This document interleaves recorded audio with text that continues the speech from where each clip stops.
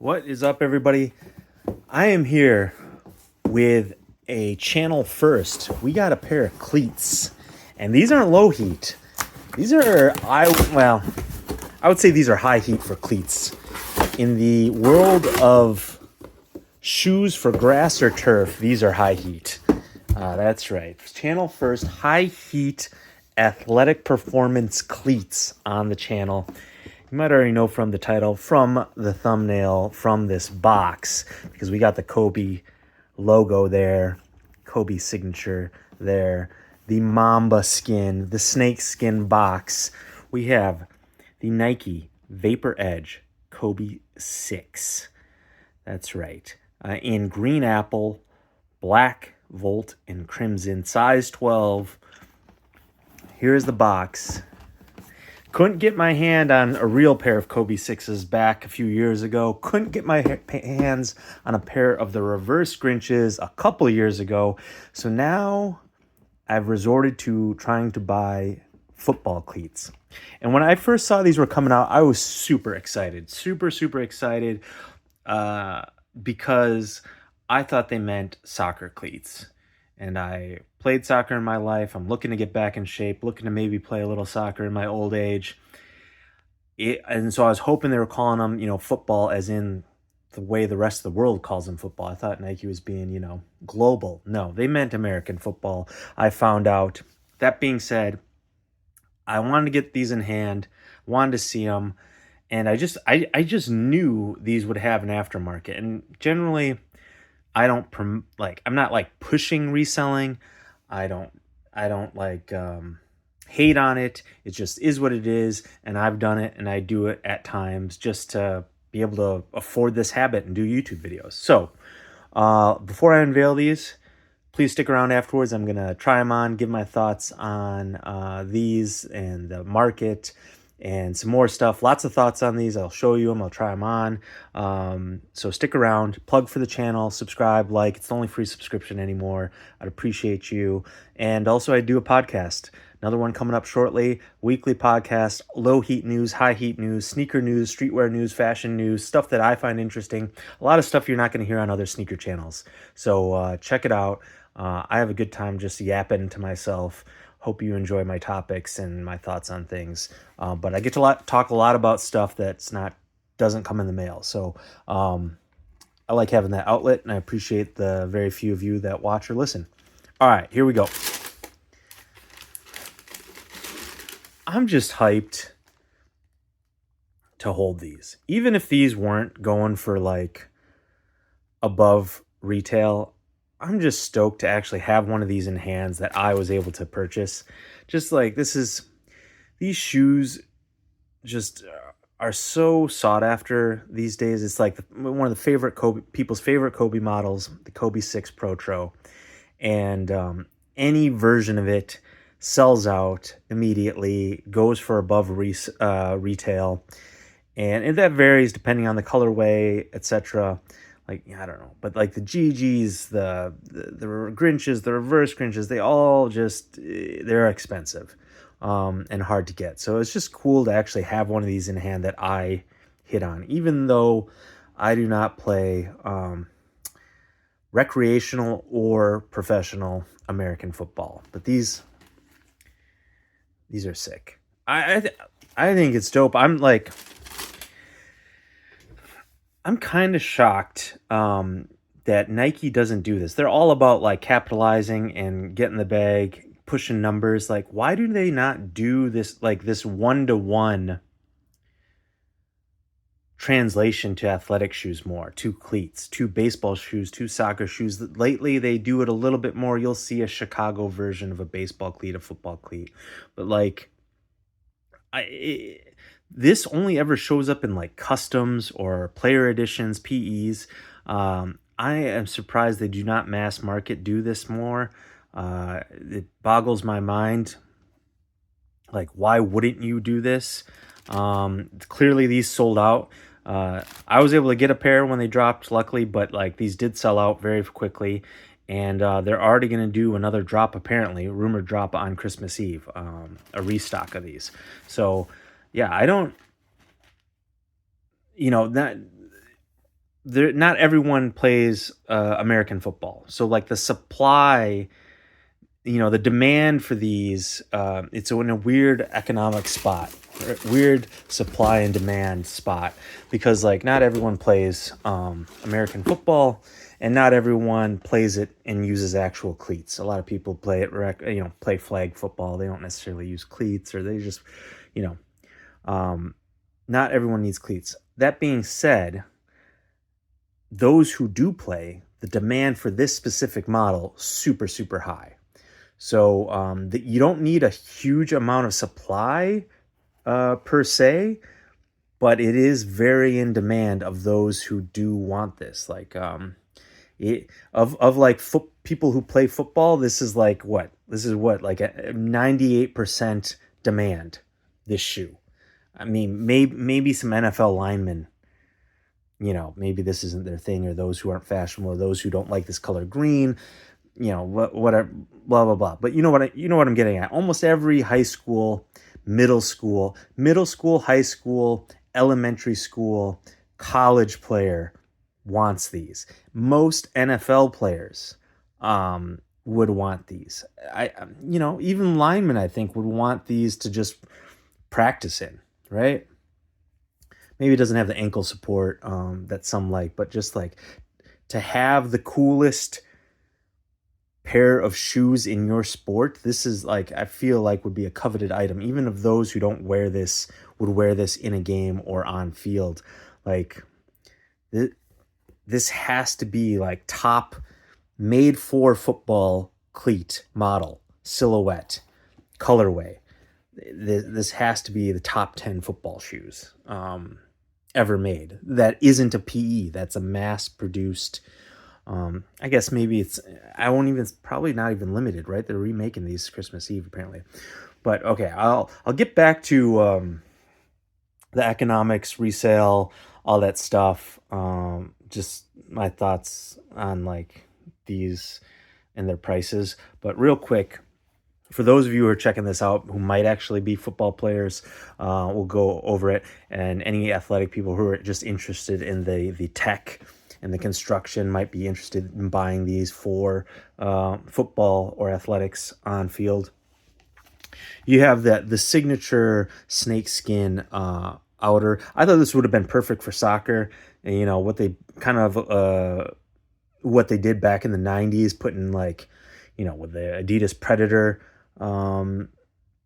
uppers and all the various uppers they toyed with throughout the years to give the ball more spin or deaden spin. I thought these would have been perfect. But you have the upper all done in that way, and then you have like the reinforced heel, molded heel with the Kobe signature on the heel in the red, that crimson red, Kobe logo in crimson red, embossed mesh, hexagonal padded cushion, very breathable right there. There's the insole. I don't know if this is the same insole that's on the actual Kobe 6 basketball shoes, Pro basketball shoes, but it says molds to my foot inside. And then here's the cleats. The main difference, if you didn't, a lot of you might know, but some of you might not. The main difference between soccer cleats and football cleats is soccer cleats have studs kind of, they're in general, the biggest difference is this toe stud. Baseball and football have this toe stud, and soccer does not. Probably for the reasons of getting under the ball. When you kick or you want to get under the soccer ball, you don't want this lead cleat getting in the way, scuffing the mud or the dirt or whatever. So they don't have that front cleat on soccer shoes. That's the main difference and why you wouldn't want to use these for soccer, really. Everything else is pretty much the same. 4 studs in the back. Soccer players have studs there on kind of the ball of the foot. But here has some traction right there for, I suppose, helps if you have really plush field. Will still grip once you sink in. But yeah, very, and the grips are different a little bit on soccer shoes. This is much more meant for I think straight line speed for gripping and straight line speed, and then some hard cutting. Soccer, much more versatile. The foot movements, the way your foot moves, the way uh, everything in soccer is. You need a more nimble shoe for a variety of things. I feel like I don't know. I'm not a technical designer, but that's just me pontificating for a second. I'll try these on a second, but I do tend to go a half size up in these non-leather shoes. Like if you have like a very soft leather, calfskin, Italian leather, kangaroo leather, which I don't even know if they do anymore on soccer shoes, that's very pliable and stretches, you can even go half size down because it's going to stretch so much. But with this synthetic stuff, you definitely I don't know. I tend to go half size up if I don't know, and then once I play it in enough and get the feel for it, then I like might go true to size because you do want a snug fit for sure. But like I'm not a professional athlete, so I can't afford multiple pairs of shoes. If I'm just buying one expensive pair, I'll add socks if I need it to be tighter. Also comes with extra laces. That's dope. When they dropped on a Sunday, and I saw some players already wearing these on field, so that was cool. Malik Neighbors with the Giants, I saw he had a pair of these on. Um, Someone else had a pair on in that game, or they might have just been this lime neon volt green colorway. I feel like Malik Neighbors for sure had these on, and then the player on the opposing team had a green cleat, but it might not have been exactly this. All right, I'm gonna start trying these on. My thoughts on these for like definitely go for them if you want these. For retail. I mean, it goes without saying, go for them on New Year's Eve if they do actually do a restock. It's weird with successful athletic gear. That isn't their money maker. Their money makers are their lifestyle shoes that the whole population of their planet can wear. And with that's a weird thing. They want the mass market thing. They want to sell as many Panda Dunks or Roshis or Air Forces as possible. But, they also have their hype, their street cred economy. They do want some limited hype stuff to build brand name credibility. So, like, there's a balance there of limited versus mass sales. The true athletic equipment department, I feel, the supply, the demand, you can't, not everyone plays this. So they do want to sell. If you play football, they want to sell through their product. Or if you play golf, they want to sell through their line of golf shoes. Just because it's a little trickier, the amount that they manufacture to what they sell. It's hard to put things on sale and get your golf shoes to sell. Like if no one wants them, people only need so many pairs of golf shoes, and only so many people golf. So it's really tricky. So if they have a heater that sells through, I would kind of like worry about them restocking this perennially. So I do not necessarily, with the quick restock on New Year's Eve, I would be wary of like getting this as an investment shoe. It's very niche. Can't wear this out to the club. Can't stunt on people in this on the streets of New York. I would really hesitate getting this and trying to flip it now that we've seen them quickly do a restock. I think these were initially going for 400 plus. Now they're in the 300s. This size they were going. I was hesitant. I could have like made an easy like 150 and sold immediately, but like I was scared I wouldn't get them in the mail. Shipping would get messed up. Like you really don't want to hit that sell button until you have them in hand. It's very ill-advised to hit sell without the product in hand. So I waited like a good boy, and yeah, the price came down. It's still above retail, and I sold these, but I didn't make much in the end. I think those who wanted their pairs got their pairs.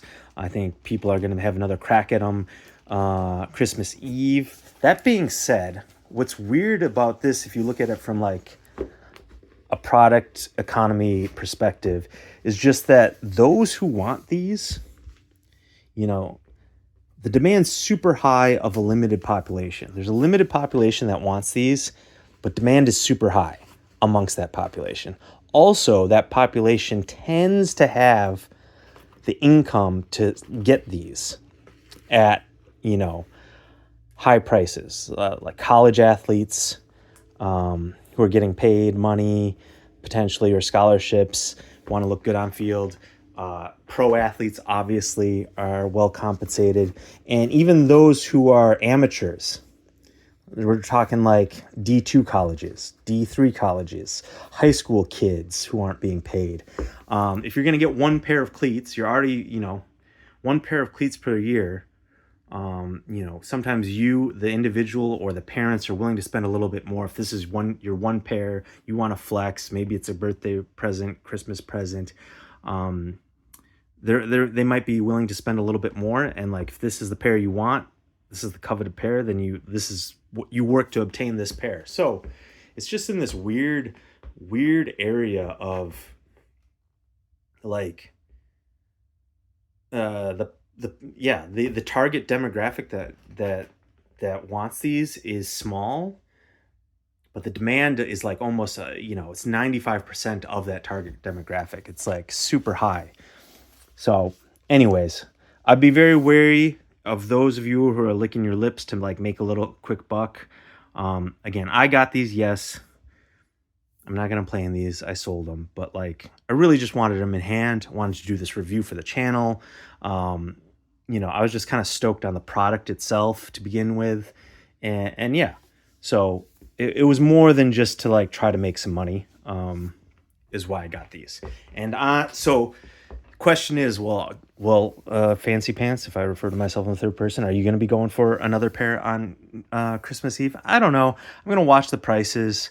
Again, I don't want to be stuck. I mean, I guess I could return them, but I'm going to watch the prices. I do think it is a dope cleat. I'm very confused why they don't do this more with athletic shoes. Like, are we going to get the reverse Grinches next Christmas in cleat form? Are they going to do these for soccer? Like, why don't we do some hype collabs in this version, down the road? Is there going to be a Wu-Tang cleat in the future or something like that? For sizing, I would go true to size. So yeah, I'm always a little scared of, for those of you who are looking to actually buy these to use, I'm always a little scared with synthetic materials going too small, because you can't stretch synthetic materials really. It just breaks in a little bit. But yeah, I have too much toe room to use these at a high performance level. I mean, it'll be fine, but like, yeah, if you're looking to buy these to actually wear on field, play football in, I would go true to size. I would not go, unless you get a chance to try these on yourselves, I would not go half size down. I think that would be too tight. But I would go true to size on these. That is my recommendation for those of you playing. I haven't stood up and put my full weight in, so like when I do that, my toe is going to go a little further out. But I can just tell true to size would probably be the best. Your foot expands too as you play, throughout the game and stuff. Like, a lot of you athletes know that your foot does expand a little bit. And I'm not standing. That being said, I think I would still err on going true to size. Unless you wear a lot of thick socks when you play, then go half size up. All right. Somehow I managed to talk 19 minutes about cleats that I'm never going to wear. I give these, 9.5 out of 10. 9.5 out of 10. If I was playing football and needed cleats, I would 100% want these. I would 100% wear them. These would be my targeted cleats that I would want. Definitely really like these. Hope all of you who want these hit on them on the restock, that want to actually wear them. And I would just be hesitant. Like, these are going to creep up over time. $600 potentially for like the big sizes of players who really want these, who need another pair and another pair. But I don't know. I have a feeling these could restock. These could be a perennial. These could be a thing that's always available. So again, I would be wary holding on to these as an investment or buying as an investment. Um, I could be wrong. Check back on this video in a year. Maybe these are $800 and I sold way too soon. But I don't think that's going to be the case. I think they saw the success of these, and this might be an annual thing. Maybe they might do a different colorway, but we'll see. All right, thanks for watching. Check out my podcast. Please subscribe. Appreciate you all.